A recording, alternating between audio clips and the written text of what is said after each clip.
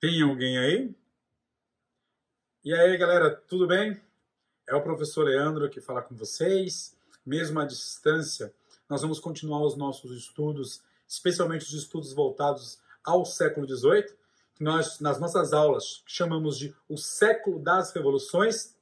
Ele tem como precursor a Revolução Inglesa, ali do finalzinho do século XVII, depois a própria Revolução Francesa, a Revolução Industrial, os ideais do Iluminismo.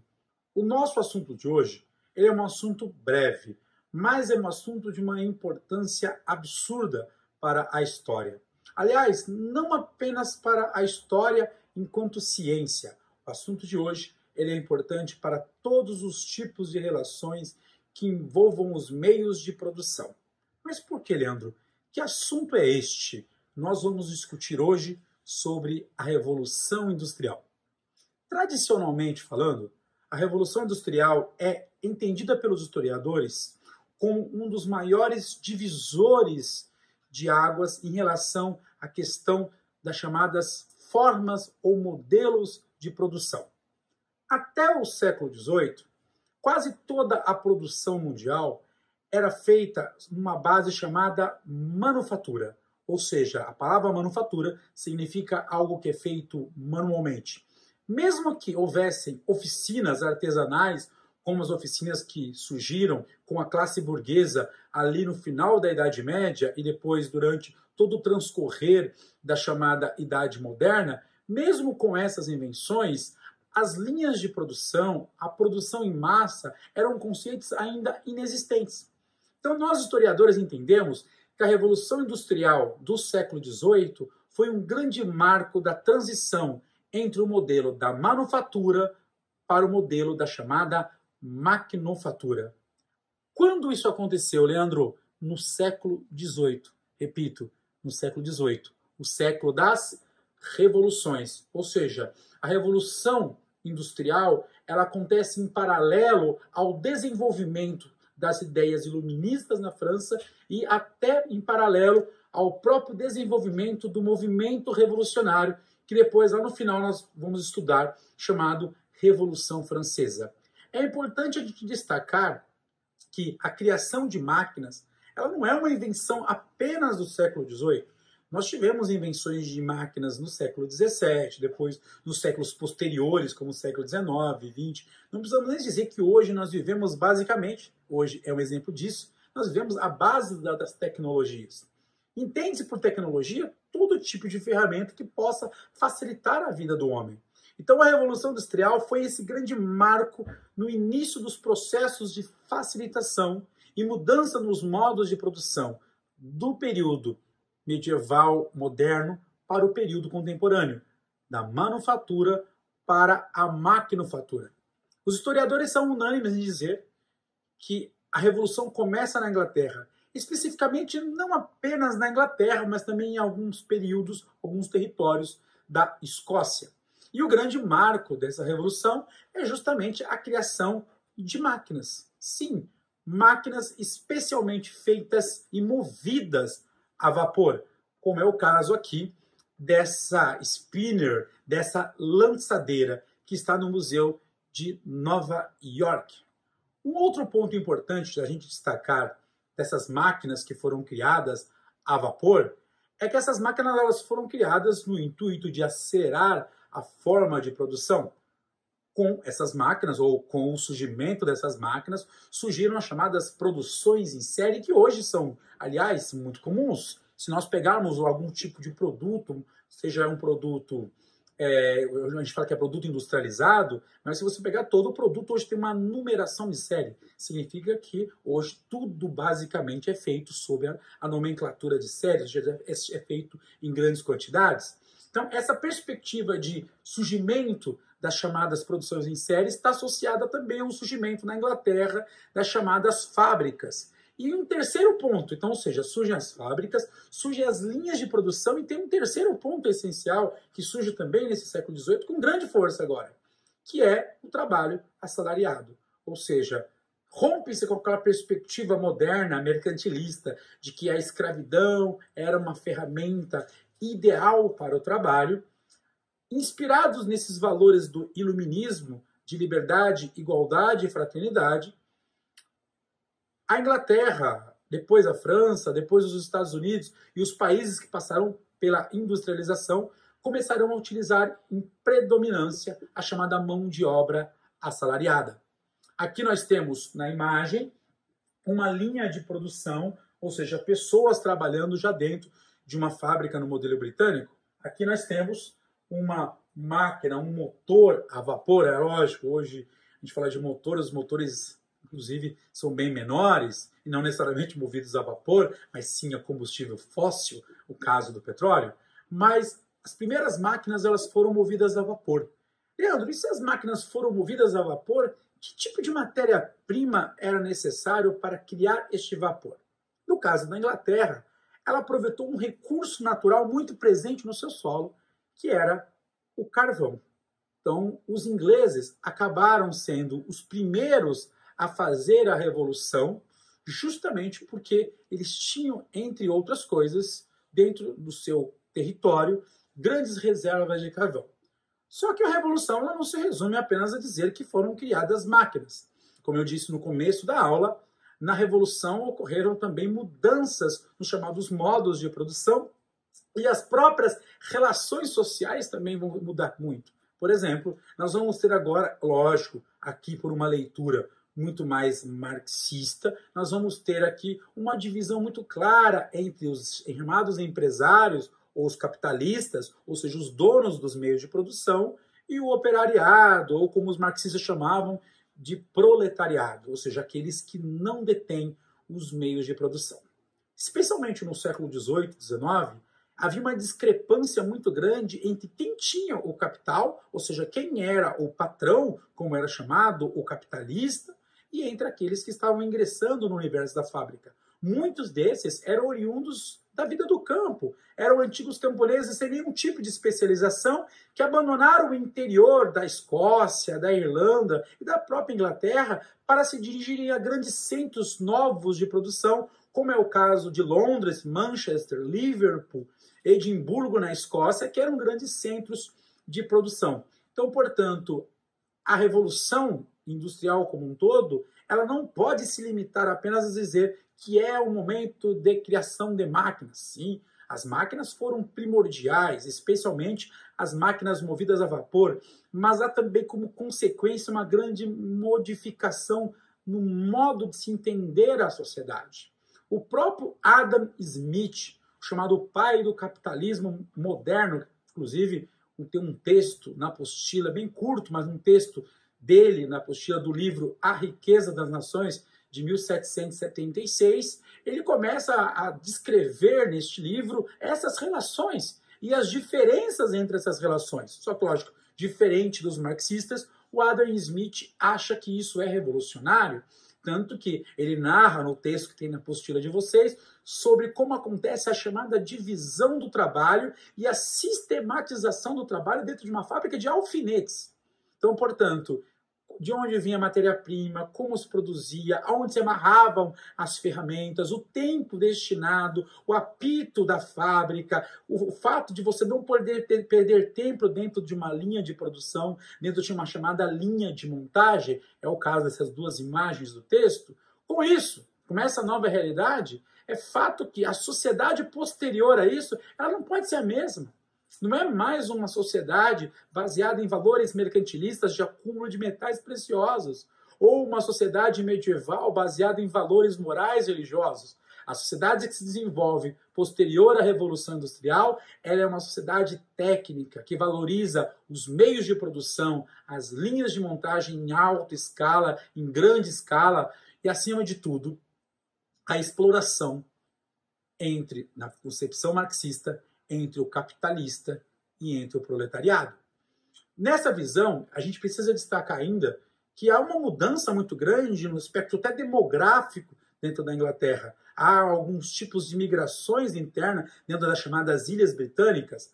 Muitos daqueles que viviam no campo, verificando que o trabalho no campo, apesar de ser importante, ele não era mais aquele que dava o lucro ao camponês, muitos camponeses vão abandonar a vida no campo para se dirigirem às fábricas, gerando, como nós tivemos aqui no próprio slide, um grande êxodo rural. Por outro lado, se você pensa, poxa, mas uma vida deve ter ficado muito melhor, acontece que quando a gente faz uma grande mudança, quando nós fazemos uma grande mudança e nós não criamos uma infraestrutura para isso, porque a revolução ela foi acontecendo de uma forma muito rápida, as fábricas foram crescendo de uma maneira muito rápida e a ausência de uma infraestrutura, de um saneamento básico, de condições ideais de trabalho, marcaram o primeiro século da Revolução Industrial. É por isso que é comum você pegar um livro que trate do século XVIII sobre a Revolução Industrial e a grande discussão dos autores, o grande debate dos autores é sobre a ideia da exploração do patrão com o empregado. Aqui eu vou fazer uma pequena ponte. É esta realidade que o Karl Marx enxerga. Se o Karl Marx provavelmente tivesse nascido em 2020, ele não conseguiria enxergar com tanta clareza essa relação de exploração. Entretanto, como ele foi um cara que nasce no final do século XVIII para o século XIX e que conheceu a Inglaterra, conheceu a França, conheceu a Alemanha já industrializada, ele viu essa dicotomia entre quem pertence ou quem tem o capital e quem não tem o capital. E, obviamente, ele vê os abusos, o trabalho infantil nas fábricas, o trabalho feminino sem remuneração adequada, porque as mulheres trabalhavam dentro das fábricas com salários que beiravam os 40% de um salário de um homem. As crianças trabalhavam, não era necessariamente um trabalho grande, mas os pequenos trabalhos eram feitos pelas crianças e muitas delas chegavam até a dormir nas beiradas das máquinas e perdiam e poderiam perder a sua vida. Por que tudo isso, Leandro? Porque era tudo muito novo e não haviam leis que regulassem, leis trabalhistas que regulassem o trabalho industrial. Por isso que nós tivemos, durante principalmente o século XVIII, uma série de críticas à industrialização. Se nós pegarmos os antigos livros produzidos aqui no Brasil, especialmente no período posterior aos chamados governos militares, posterior a 1985, boa parte dos autores que escreveram sobre a Revolução Industrial escrevem sob uma perspectiva negativa. Hoje, historiadores mais contemporâneos, historiadores mais jovens, como este que vos fala, nós temos uma concepção que a Revolução ela foi muito importante para o rompimento do paradigma dos modelos de produção, para o início do fortalecimento de um modelo de produção em série. Por outro lado, como qualquer grande processo de mudança, nós tivemos também, sim, grandes problemas de adaptação, grandes problemas de exploração de mão de obra. A Inglaterra, país que eu citei no início, falando que tinha sido a pioneira, a primeira nação a se desenvolver ou a desenvolver a industrialização, ela foi a nação que tinha dentro de si, dentro da sua estrutura geográfica, muitas condições para acolher a industrialização. Uma vez um aluno meu me falou assim, mas professor, bem que a Revolução Industrial poderia ter começado no Brasil. Eu falei, olha, geograficamente falando, o Brasil neste momento, século XVIII, não tinha aqui dentro ainda uma perspectiva de estudos de solo, por exemplo, como os ingleses tinham em relação à exploração do carvão natural. Os ingleses tinham grandes reservas desse chamado carvão mineral, e isso vai ser um grande facilitador, porque a queima do carvão, a combustão do carvão natural, vai ser o propulsor do vapor, máquinas iniciais a vapor. Os ingleses também tinham grandes reservas de minério de ferro. Isso é importante porque o ferro derretido através da metalurgia também era utilizado nas máquinas. Eu tenho duas coisas importantes aqui. Coisas que nem todos os países do mundo nesse momento tinham isso. Eu tenho carvão mineral e eu tenho grandes reservas de ferro. Além disso, eu tenho, até o autor fala, né? Ele tem uma grande abundância aqui de valores políticos. Esses valores políticos significam que os ingleses, nesse momento, politicamente falando, devido à Revolução Inglesa, tinha uma certa liberdade de produção. A Inglaterra não era mais uma monarquia absolutista. E os burgueses haviam ascendido ao poder. E entre os interesses da burguesia estava justamente o lucro. E nada melhor do que investir num novo modo de produção. Além disso, é comum também a gente associar a grande quantidade de mão de obra devido ao êxodo rural. Os ingleses sofreram desde a chamada formação dos chamados enclosures, ou cercamentos, com a ausência de trabalho, especialmente no campo.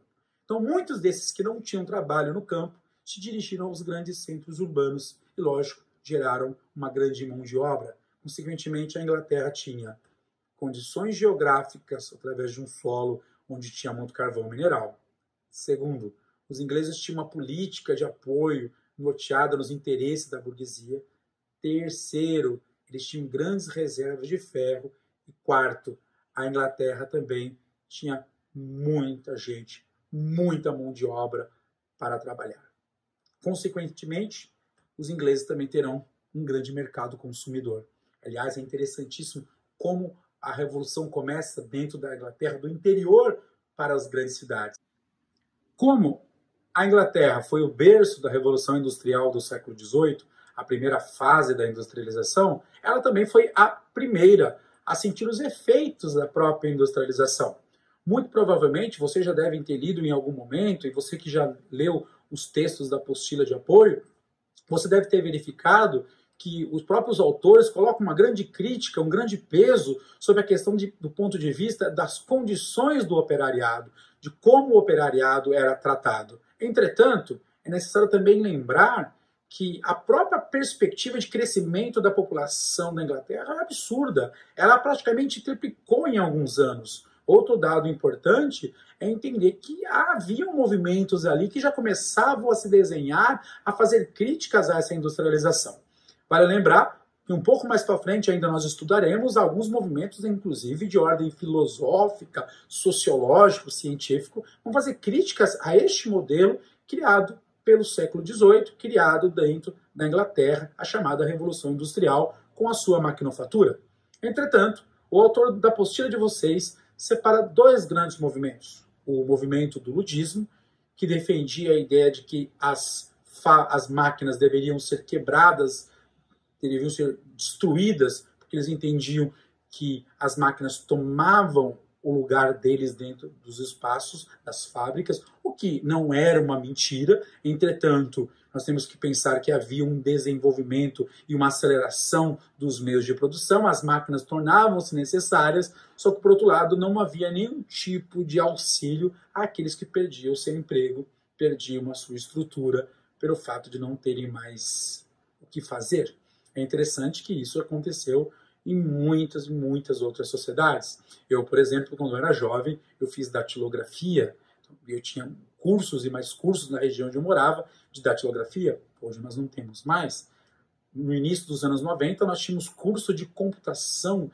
Praticamente toda a cidade, todo o estado de São Paulo, hoje, praticamente essa versão de vocês, né, a geração de vocês, é uma geração ou autodidata, ou é uma geração já chamada nativa de informática. Então, portanto, não precisa mais fazer esses cursos, já praticamente nasce sabendo mexer. A própria perspectiva que nós temos hoje de táxis, como os táxis mudaram, né? Hoje, basicamente, quase tudo é feito através de alguns tipos de aplicativo. Ou seja, as tecnologias, elas modificam os modos de vida das populações. E um outro movimento é o movimento do cartismo. E é interessante a perspectiva dos cartistas, porque os cartistas eles queriam fazer uma grande carta, um grande movimento, uma grande reivindicação. E eles queriam que, lógico, além de melhorar as suas condições de vida, eles queriam fazer uma organização para que as leis trabalhistas fossem criadas e eles fizessem associações chamadas trade unions, ou seja, uma união aqui de trabalhadores, para que juntos eles pudessem reivindicar melhores condições de vida. É interessante que essas trade unions, tanto gritadas aí pelo movimento cartista, depois tornar-se-ão os chamados sindicatos modernos. Tudo bem, meus queridos? Eu espero ter ajudado um pouco na reflexão de cada um de vocês. Fica aqui as minhas orientações para que vocês façam os exercícios das páginas aqui 22 à página 26. Muito sucesso na vida de vocês. Aproveite esse tempo também para ler. Aproveite esse tempo para escrever sempre. Não deixem de escrever, porque a leitura e a escrita são essenciais para a construção de um cidadão melhor e o próprio cidadão do futuro. Obrigado.